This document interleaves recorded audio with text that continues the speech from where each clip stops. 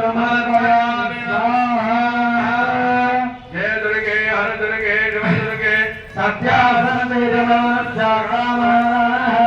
हर नमः पार्वती पतये हर हर महादेव हर सर्वं जगदम्बार्पणमस्तु। ओम नमः चंडिकायै स्वाहा। ओम ऋषिरा उवाच स्वाहा।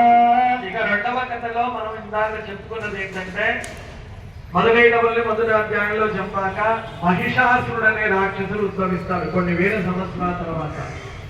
ఆ మహిషాసురుడు అనే రాక్షసుడు మొదలైనవులు మన రాక్షసులు ఎలా చనిపోయారని తెలుసుకుంటే ఆదివరానికి అమ్మవారు ఇలా చేసింది అందువల్ల చనిపోయారని చెప్తుంది.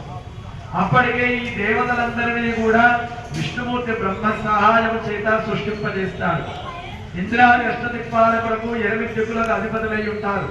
వారు భోగ భాగ్యాలు అనుభవిస్తూ ఉంటారు. నవగ్రహాలు పుడతాయి. దేవతలు పితృదేవతలు తర్వాత యక్ష గంధర్వ కిన్నరులు అందరూ పుడతారు. ఎవరి పని వాళ్ళు చేస్తూ ఉంటారు. అప్పుడు మహిషాసురుడు తన అన్ని శక్తి అందరూ కూడగట్టుకొని తపస్సు చేసి ఈ బ్రహ్మాండమంతా నేనే అనుభవించాలి అనేటువంటి శక్తిని సంపాదించుకొని మొదట ఇంద్రలోకానికి వెళ్ళి ఇంద్ర దేవతలందరినీ ఓడిస్తారు. ఎవరు ఇంద్ర అది దేవతలు అంటే ఇంద్రుడు అంటే తూర్పు దిక్కుంటాడు, అగ్ని దిక్కు, దక్షిణం యముడు, నైరుతి, తర్వాత వరుణుడు, వాయువు, కుబేరుడు, ఈశానుడు ఈ విధంగా ఉంటారు. ఈ అందరు దేవతల్ని ఆధీనపరుచుకుంటారు. ఎవరైనా ముందు ఇంద్రలోకానికి ఎందుకు వెళ్తారంటే సంపదలు భోగ భాగ్యాల ఐశ్వర్యాలు ఇచ్చేది ఇంద్రుడు.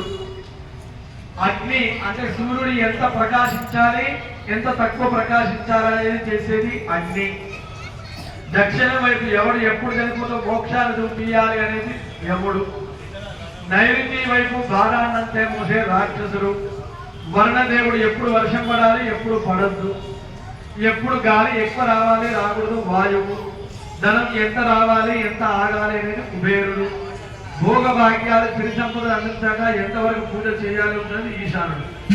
ఈ విధంగా వీళ్ళందరి ద్వారానే మనం బ్రతుకుతున్నాం. వాళ్ళందరినీ ఆ మహిషాసురుడే రాక్షసుడు కబలించాడు వారు పట్టుకున్నాడు. నేను చెప్పినట్టే మీరు చేయాలి అంటే అప్పుడు ఏం చెప్పారు?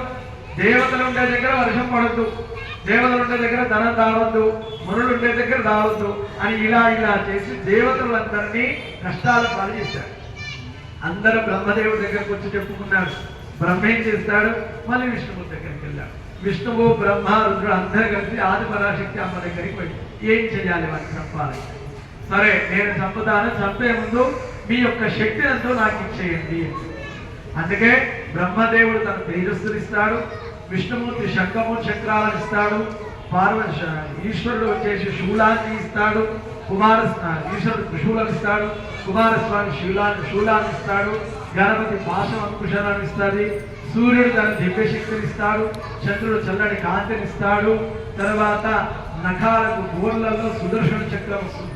ఈ విధంగా దేవతల దగ్గర ఉన్నటువంటి అన్ని ఆయుధాలను తీసుకొని తేజోరాశి సముద్భవము అంటే తేజస్సుతో ఉన్నటువంటి ఒక రాశి, ఒక ఒడ్ల కుప్ప ఒక దగ్గర వస్తే ఎంత పెద్ద రాశి అవుతుంది అంత అన్ని శక్తులు కలిగినటువంటి అమ్మవారయ్యి మహిషాసురుడు యొక్క సైన్యాన్ని ఈ 2వ అధ్యాయంలో చంపుతారు. ఇది వృత్తాంతం. ఇక 3వ వృత్తాంతం మనం మొదలు పెడతాం.